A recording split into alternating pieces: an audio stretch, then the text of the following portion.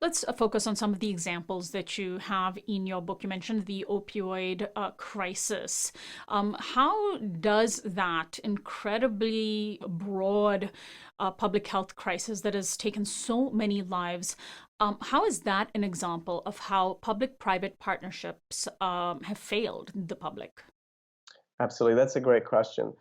Well, the opioid industry, like the pharmaceutical industry more broadly, has engaged in all kinds of partnerships. Senator McCaskill and her team produced a Senate committee report a year or two ago in which they described how not just Purdue Pharma, the makers of OxyContin, but a whole host of opioid manufacturers had given a huge amount of money to a number of health professional organizations, pain management associations, and the like. And when I say a huge amount of money, I don't mean from Purdue's point of view, which has billions of dollars of revenues and Purdue profits from opioids. Pharmaceuticals, yeah. Mhm. Yes, but it was a drop in the ocean from their point of view.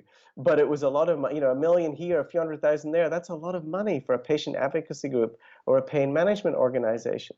And what these organizations did is they generated their own guidelines, seeking to relax constraints on opioid prescribing. When the CDC tried to create regulations to tighten up on opioid prescribing, these organizations that received industry money lobbied against the tightening of those regulations. And we also saw academic institutions, for example. There's a piece in Stat News just this week about Tufts and the money it took from pharmaceutical companies that were selling opioids. They gave platforms to members of the leadership, CEO and the like, as adjunct professors to come and talk about the drug and to downplay the risks of abuse and addiction.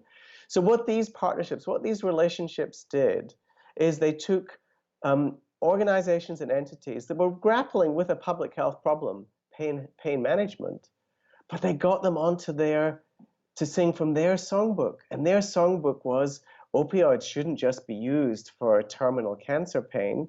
It should be used for acute and other forms of chronic pain.